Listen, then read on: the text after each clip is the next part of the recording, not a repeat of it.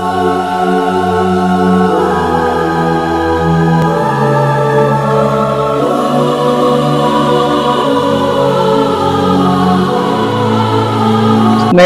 ಎಲ್ರಿಗೂ ನಮಸ್ಕಾರ. Doctor BR Ambedkar ಭಾರತದ ಸಂವಿಧಾನ ಶಿಲ್ಪಿ ಮತ್ತೆ ದೇಶದ ಸರ್ವೋಚ್ಚ ನಾಗರಿಕ ಗೌರವವಾದ ಭಾರತ ರತ್ನ ಪುರಸ್ಕೃತ ಮಹಾನ್ ಚೇತನ. ಭಾರತದ ಪ್ರತಿಯೊಂದು ಸರ್ಕಾರಿ ಕಚೇರಿ ಮತ್ತೆ ಸಂಸತ್ನಲ್ಲಿ ಇವರ ಭಾವಚಿತ್ರವು ನ್ಯಾಯ, ಸಮಾನತೆ ಮತ್ತೆ ಪ್ರಜಾಪ್ರಭುತ್ವದ ಪರಮೋಚ್ಚ ಸಂಕೇತವಾಗಿ ರಾರಾಜಿಸುತ್ತಿದೆ. ಇವರು ಕೇವಲ ಒಬ್ಬ ನಾಯಕನಾಗಿ ಉಳಿಯದೆ ಇಂದು ಕೋಟ್ಯಾಂತರ ಜನರಿಗೆ ಸಾಮಾಜಿಕ ನ್ಯಾಯ ಮತ್ತೆ ಆತ್ಮಗೌರವದ ಜಾಗತಿಕ ಐಕಾನ್ ಆಗಿ ಸ್ಫೂರ್ತಿಯನ್ನು ತುಂಬಿದ್ದಾರೆ. ರಾಜಕೀಯ ಸಿದ್ಧಾಂತಗಳನ್ನ ಮೀರಿ ಪ್ರತಿಯೊಬ್ಬ ಭಾರತೀಯನು ಗೌರವಿಸುವ ಇವರು ಆಧುನಿಕ ಭಾರತದ ಆರ್ಥಿಕ ಮತ್ತೆ ಸಾಮಾಜಿಕ ವ್ಯವಸ್ಥೆಯ ನಿಜವಾದ ದಾರಿದೀಪ. ಆದ್ರೆ ಅವರ ಲೈಫ್ ಅಲ್ಲಿ ನಮ್ಗೆ ತಿಳಿಯದ ಎಷ್ಟೋ ಸೀಕ್ರೆಟ್ ಸ್ಟೋರಿಗಳಿವೆ. ಅವರು ಕೇವಲ ದಲಿತ ನಾಯಕರಲ್ಲ, ಇಡೀ ಇಂಡಿಯಾದ ಎಕನಾಮಿಕ್ ಬ್ಯಾಕ್ ಬೋನ್ ಅಂದ್ರೆ ತಪ್ಪಾಗಲ್ಲ. ಅವರ ವಿದ್ಯಾಭ್ಯಾಸ, ಅವರು ಪಟ್ಟ ಕಷ್ಟ, ಆ ಫಾರಿನ್ ಡಿಗ್ರಿ ಸ್ಟೋರಿಗಳೆಲ್ಲ ನಿಜಕ್ಕೂ ನಮ್ಗೆ ಮೈ ಜುಮ್ ಅನ್ಸುತ್ತೆ. ಪ್ರತಿಯೊಬ್ಬ ಭಾರತೀಯನು ತಿಳಿದುಕೊಳ್ಬೇಕಾದ ಆ ಅಂಟರ್ ಸ್ಟೋರಿಗಳನ್ನ ಇವತ್ತು ನಾವು ನಿಮ್ಮ ಮುಂದೆ ಇಡ್ತೇವೆ. ಈ ವಿಡಿಯೋ ನೋಡಿದ ಮೇಲೆ ಅಂಬೇಡ್ಕರ್ ಬಗ್ಗೆ ನಿಮ್ಮ ಪರ್ಸ್ಪೆಕ್ಟಿವ್ ಪಕ್ಕಾ ಚೇಂಜ್ ಆಗುತ್ತೆ. ಹಾಗಾದ್ರೆ ಈ ಇಂಟ್ರೆಸ್ಟಿಂಗ್ ವಿಡಿಯೋನ ಸ್ಕಿಪ್ ಮಾಡದೆ ಪೂರ್ತಿಯಾಗಿ ನೋಡಿ. ಸ್ನೇಹಿತರೆ, ಇವತ್ತು ನಾವೆಲ್ಲ ಯೂಸ್ ಮಾಡೋ ರೂಪಾಯಿ ನೋಟುಗಳ ಹಿಂದೆ ಅಂಬೇಡ್ಕರ್ ಅವರ ದೊಡ್ಡ ರಿಸರ್ಚ್ ಇದೆ.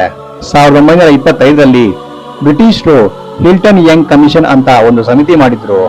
ಅದಕ್ಕೆ ಅಂಬೇಡ್ಕರ್ ಅವರು ಬರೆದ the problem of rupee, it's origin and it's solution ಅನ್ನೋ ಪುಸ್ತಕವೇ ಮೇನ್ ಗೈಡ್ ಆಗಿತ್ತು. ಈ ಪುಸ್ತಕದಲ್ಲಿ ಅವರು ರೂಪಾಯಿಯ ವ್ಯಾಲ್ಯೂ ಹೇಗೆ ಡಿಸೈಡ್ ಆಗ್ಬೇಕು ಅಂತ ಬರೆದಿದ್ದಾರೆ. ಅವರ ಈ ಎಕನಾಮಿಕಲ್ ನಾಲೆಜ್ ನೋಡಿ ಬ್ರಿಟಿಷರೇ ಶಾಕ್ ಆಗಿದ್ರು ಅಂದ್ರೆ ನಂಬ್ತೀರಾ? ಇದೇ ರಿಸರ್ಚ್ ಆಧಾರದ ಮೇಲೆ ನಮ್ಮ ರಿಸರ್ವ್ ಬ್ಯಾಂಕ್ ಆಫ್ ಇಂಡಿಯಾ ಜನ್ಮ ತಾಳಿದ್ದು. ಅಂಬೇಡ್ಕರ್ ಅಂದ್ರೆ ಬರೀ ಲಾ ಅಷ್ಟೇ ಅನ್ಕೊಂಡಿದ್ರೆ ಅದು ತಪ್ಪು. ಅವರು ಈ ದೇಶದ ಗ್ರೇಟೆಸ್ಟ್ ಎಕನಾಮಿಸ್ಟ್ ಕೂಡ ಹೌದು. ಇಂಡಿಯಾದ ಫೈನಾನ್ಷಿಯಲ್ ಸಿಸ್ಟಮ್ ಸ್ಟ್ರಾಂಗ್ ಆಗಿರೋದಕ್ಕೆ ಅವರ ವಿಷನ್ ತುಂಬಾನೇ ಮುಖ್ಯವಾಗಿತ್ತು ಅನ್ನೋದು ಯಾರಿಗೂ ಗೊತ್ತಿಲ್ಲದ ವಿಷಯ. ಅವರು ಅಂದು ಕೊಟ್ಟ ಐಡಿಯಾಗ್ಲೇ ಇವತ್ತಿಗೂ ನಮ್ಮ ಬ್ಯಾಂಕಿಂಗ್ ಸೆಕ್ಟರ್ಗೆ ಅಡಿಪಾಯ ಆಗಿರೋದು. ಇಂತಹ ಸತ್ಯಗಳನ್ನ ನಮ್ಮ ಹಿಸ್ಟ್ರಿ ಬುಕ್ಸ್ ಅಷ್ಟಾಗಿ ಹೇಳ್ಕೊಟ್ಟೇ ಇಲ್ಲ. ಅದಕ್ಕೆ ನಾವು ಈ ವಿಷಯ ತಿಳ್ಕೋಬೇಕು. ಸ್ನೇಹಿತರೆ, ನೀವು ನಂಬ್ತಿರೋ ಬಿಡ್ತಿರೋ, ಅಂಬೇಡ್ಕರ್ ಅವರಿಗೆ ಇದ್ದಷ್ಟು ಡಿಗ್ರಿ ಆ ಕಾಲದಲ್ಲಿ ಯಾರಿಗೂ ಇರ್ಲಿಲ್ಲ. ಕೊಲಂಬಿಯಾ ಯೂನಿವರ್ಸಿಟಿಯಲ್ಲಿ ಅವರು ಬರೀ 2 ವರ್ಷದಲ್ಲಿ MA ಮುಗಿಸ್ಬಿಟ್ರು. ಅದು ಎಂತ ಟ್ಯಾಲೆಂಟ್ ಅಲ್ವಾ? ಅಷ್ಟೇ ಅಲ್ಲ, ಲಂಡನ್ ಸ್ಕೂಲ್ ಆಫ್ ಎಕನಾಮಿಕ್ಸ್ ನಲ್ಲಿ ಅವರು ಮಾಡಿದ ಸಾಧನೆ ಕೇಳಿದ್ರೆ ಶಾಕ್ ಆಗ್ತೀರಾ. ಅಲ್ಲಿ ಅವರು ಡಾಕ್ಟರ್ ಆಫ್ ಸೈನ್ಸ್ ಪದವಿ ಪಡಿತಾರೆ.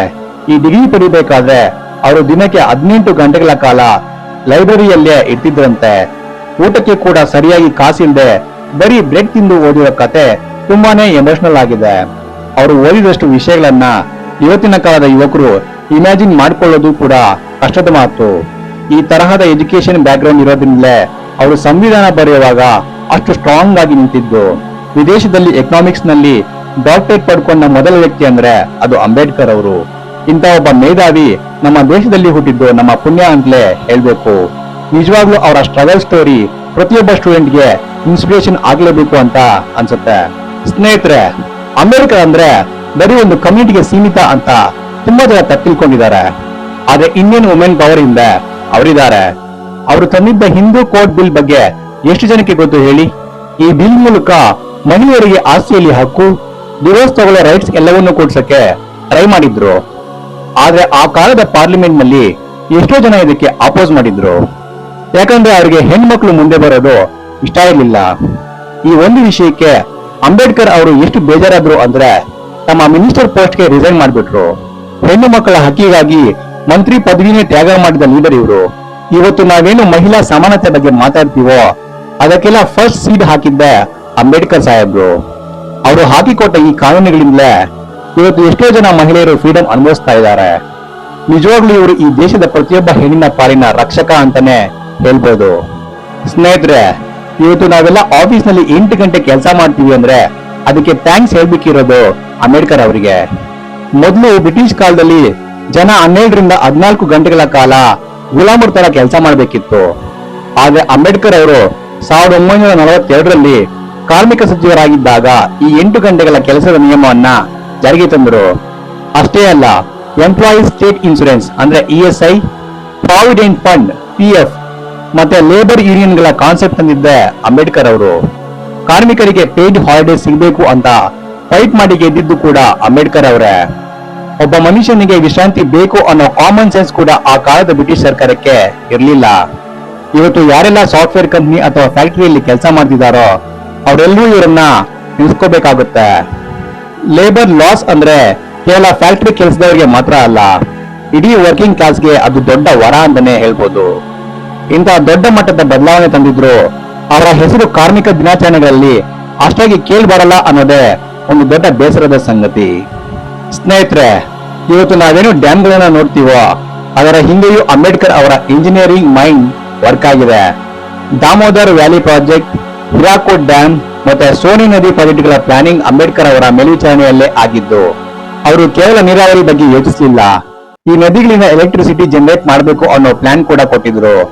ಸೆಂಟ್ರಲ್ ಎಲೆಕ್ಟ್ರಿಸಿಟಿ ಅಥಾರಿಟಿ ಫಾರ್ಮ್ ಆಗೋದಕ್ಕೆ ಅವರೇ ಮೇನ್ ಕಾರಣ. ಇಂಡಿಯಾದಲ್ಲಿ ನದಿಗಳನ್ನ ಹೇಗೆ ಕನೆಕ್ಟ್ ಮಾಡಬೇಕು ಅನ್ನೋ ವಿಷನ್ ಅವರಿಗೆ ಆ ಕಾಲದಲ್ಲೇ ಇತ್ತು.